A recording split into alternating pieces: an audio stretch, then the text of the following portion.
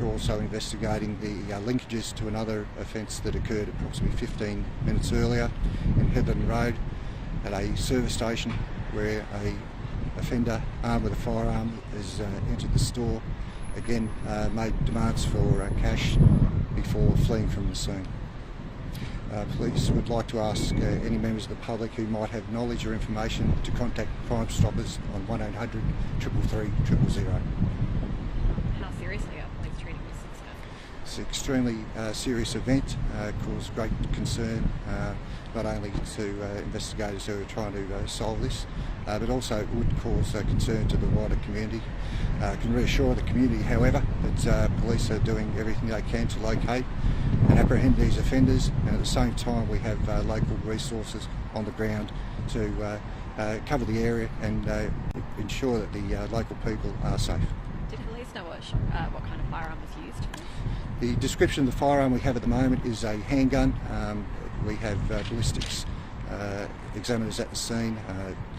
Further down the track we will know more about the type and calibre of the firearm. Is that for both incidents, handgun? In both incidents, the convenience store and at the service station, the offender is matching the same description, and in both occasions armed with a handgun.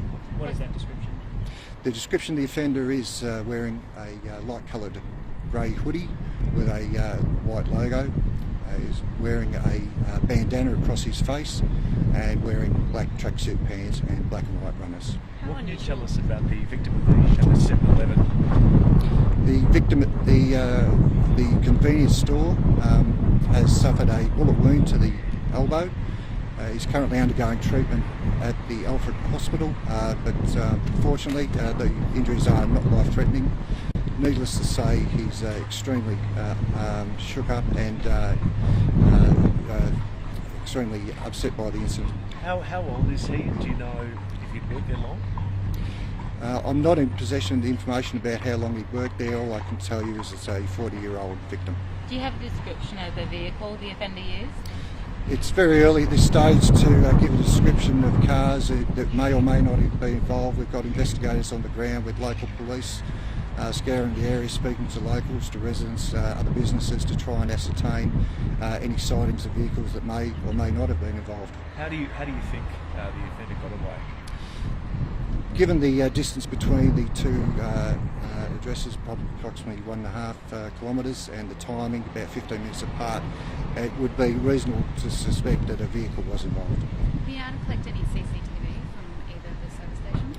The investigators on the scene are going through CCTV of not only the two premises where the armed offences occurred, but also local areas to try and scour through video, to try and get a description or images of the offenders or other people that may or may not be involved. Do you believe the offender was working alone or anyone else involved?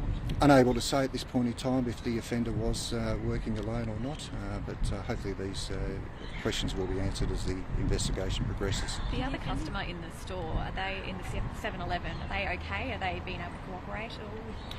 There was a unrelated witness who was at the store at the time of the shooting event. That witness was awaiting to go into the store. When the door opened to allow that witness in, that person's been pushed aside by the offender, who's used that opportunity to get into the store. Needless to say, to be present where an offence like this has occurred, firearm produced, discharged and a person injured, that witness is also pretty upset by the whole situation. Did the offender steal anything from either of the locations?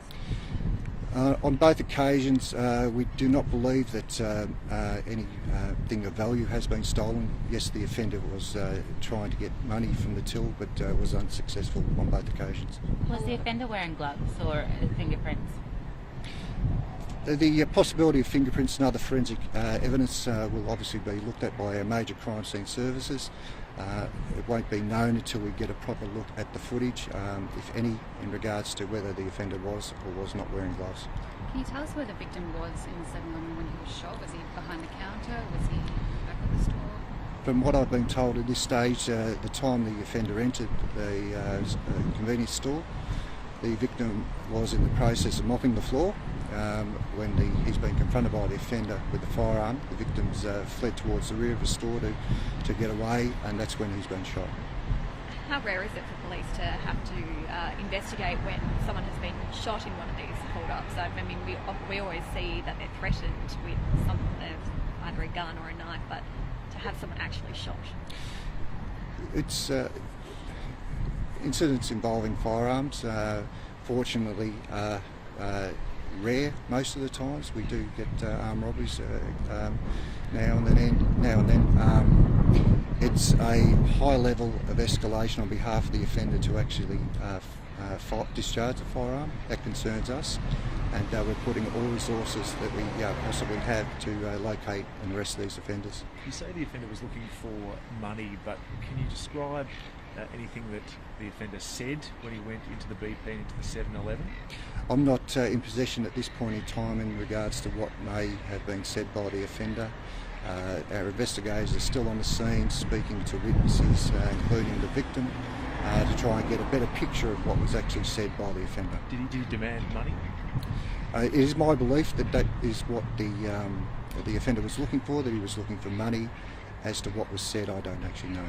Nick, the attendant at the BP told me this morning that the offender was relatively short, about 5'3", and he said, to his eyes, of Asian appearance. Is that anywhere close, or can you confirm that? The description we have is approximately 180 centimetres tall, wearing a grey hoodie with a white logo, black tracksuit pants, black and white runners, carrying a handgun.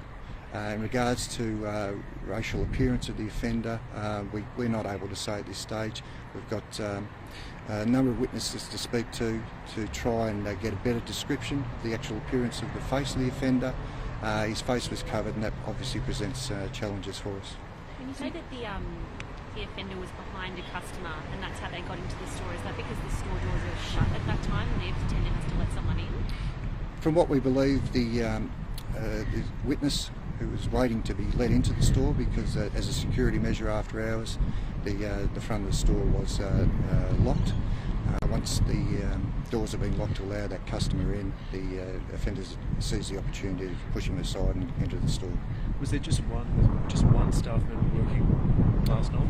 From what I believe, on both occasions at both premises, only one store member was on premises. And so the attendant would have opened the doors, and then he moved from behind the counter to mop the floor? I'm not aware of the actual the lead up to, during or after how the door was opened, or where the victim was positioned at the time of letting the offender in. But the victim wasn't behind the counter? I'm not aware of where the victim was at the time. Do we know what? That's a bit of a It's any offence involving a firearm is of great concern to us, and that's why we do everything we can to try and locate these offenders. They're a danger to society, and the community can be reassured that we're doing everything we can to try and locate this offender. How lucky do you think the victim is that he wasn't more badly hurt? We can only speculate as to what the outcome could have been. All I can say is it's the victim's getting the treatment at the hospital, and fortunately non-life-threatening injuries. Do you know what prompted the offender to flee the BP station? Obviously he wasn't able to steal any money. Was there a lead-up? Was the attendant threatening him or force him out? Why did he run off? Don't have any information to suggest that there was any anything to suggest the victim fought back or the like. I could only speculate, and it won't be until we catch up with the offender to ascertain why he chose to leave the scene.